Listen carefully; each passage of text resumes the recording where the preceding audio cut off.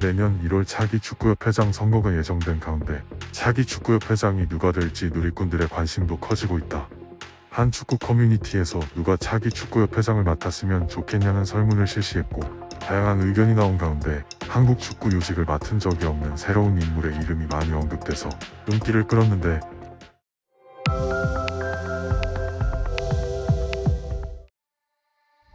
안녕하세요. 여러분에게 도움이 되는 정보를 전달해드리고 싶은 로컬튜브입니다. 정혜성 신임 전력강화위원장이 허점투성이 브리핑을 했다. 설명해야 할 부분을 교묘하게 넘어가 무절차 논란을 자초하고 있다. 또 최고 결정권자 정몽규 대한축구협회 회장 이름이 나와야 할 때 그를 언급하지 않았다. 정혜성 위원장은 27일 서울 종로구에 위치한 축구회관에서 제3차 전력강화위원회 회의를 주재한 뒤 언론 브리핑을 통해 3월 A대표팀을 이끌 임시사령탑으로 황선홍 감독을 낙점했다라고 공식 발표했다. 한국 축구대표팀은 오는 3월 21일 태국과 2026 북중미 월드컵 아시아 2차 예선 홈경기를 치른다. 5일 뒤 26일엔 태국 원정길에 오른다. 두 경기를 황선홍 23세 이하 올림픽 대표팀 감독이 겸직 상태로 맡는다. 정혜성 위원장은 3차 회의 후 황선홍 감독으로 A대표팀 임시감독 뜻을 모은 이후 최고 결정권자 정몽규 회장 및 이사회에 보고했는지 여부 과정에 대해 입도 뻥긋하지 않았다. 이는 위 운영 규정에서 언급한 추천 단계 없이 감독 선임 권한 없는 위원회가 감독을 결정한 것으로 비치기 충분하다. 더불어 정몽규 회장의 책임 회피론을 덮는 꼴도 됐다. 더욱 놀라운 것은 정몽규 회장 및 이사회가 감독을 최종 선임하기 때문에 정혜성 위원장은 책임질 권리가 없지만 황선홍 임시감독 체제의 결과가 부정적 일시 전력강화위원장으로서 전적으로 책임지겠다라고 당차게 말했다. 그의 사퇴엔 힘이 없다. 이를 버리고 유유히 사라지는 꼴일 뿐이다. 이는 교묘하게 뒤에 숨어있는 정몽규 회장이 해야 할 말이다. 축구협회의 이런 실망스러운 행보가 계속 이어지자 전문가들이나 누리꾼들 사이에서는 이제 축구협회의 수장이 책임을 지고 내려와야 한다는 의견이 많아지고 있다. 여론이 정몽규 회장의 사퇴 혹은 임기 만료 후 교체 쪽으로 쏠리고 있는 가운데 차기 축구협회 회장은 누가 맡으면 좋을 것인지에 대한 이야기가 나오기 시작하고 있다. 아직 정몽규 회장이 축구협회 회장직을 맡고 있는 상황이어서 전문가들 사이에서는 차기 협회장에 대한 구체적인 언급을 피하고 있지만 일각에 따르면 벌써 몇몇의 축구행정가나 감독들의 이름이 언급되고 있다고 한다. 그래서 내년 1월 차기 축구협회장 선거가 예정된 가운데 차기 축구협회장이 누가 될지 누리꾼들의 관심도 커지고 있다. 한 축구 커뮤니티에서 누가 차기 축구협회장을 맡았으면 좋겠냐는 설문을 실시했고 다양한 의견이 나온 가운데 한국 축구 요직을 맡은 적이 없는 새로운 인물의 이름이 많이 언급돼서 눈길을 끌었는데 바로 축구 스타 손흥민의 아버지 손흥정 감독이었다. 손흥정 감독은 이번 아시안컵이 시작하기 전에 한 매체와 인터뷰를 통해 냉정하게 말하자면 한국 축구의 미래를 생각하면 이번에 우승하면 안 되는 것이라고 말하며 화제를 이끌었다. 손 감독은 당연히 한국이 우승하기를 바란다. 그런데 이렇게 준비가 덜 된 상태에서 우승해버리면 그 결과만 가지고 변화 없이 얼마나 또 우려먹겠느냐라면서 그러다가 한국 축구가 병들까봐 걱정된다고 우려했다. 축구 팬들은 손 감독의 이런 발언을 끌어오며 많은 말씀하셨다. 손흥정 선생님은 결국 이렇게 될 걸 알았던 거. 한국 축구를 구해달라. 손흥민이 월클 아니라는 것 빼고 손 감독이 틀린 말 하는 거 본 적이 없다. 손 감독의 지적이 정확했다.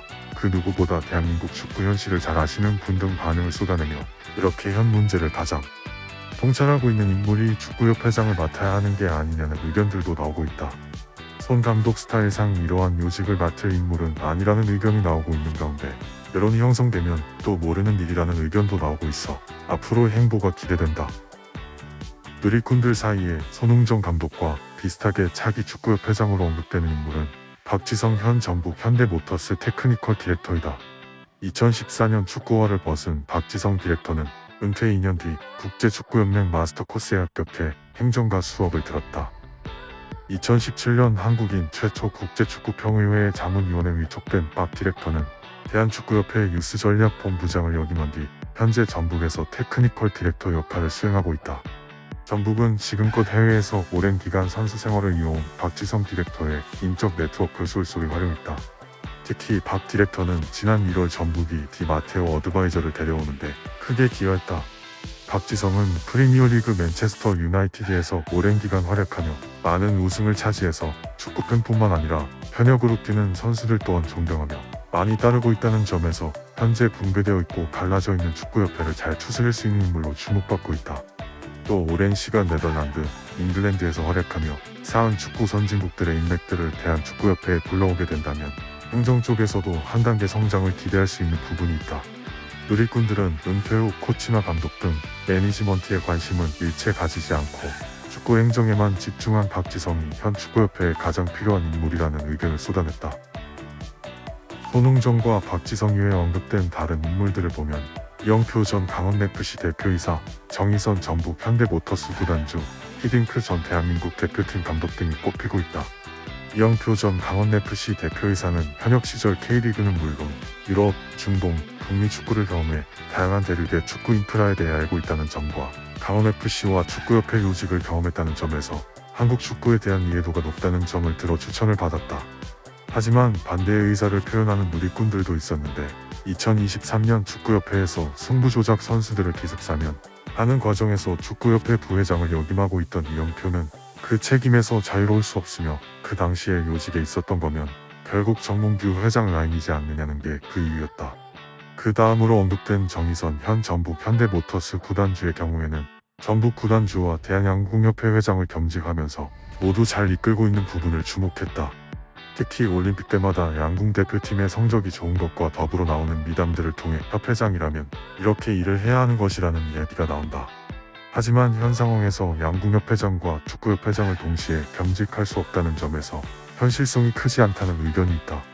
마지막으로 나온 히딩크 감독은 2002년 대한민국 4강 신화를 만들었고 대한민국 감독직 전이나 프로 꾸준히 유럽 축구한 가운데에 있으며 쌓았던 경험과 인프라로 한국 축구를 도울 수 있지 않겠냐는 의견이 있었으나 행정가로서는 경험이 전무한 점, 너무 보령이라는 점을 들며 반대하는 의견들이 있었다.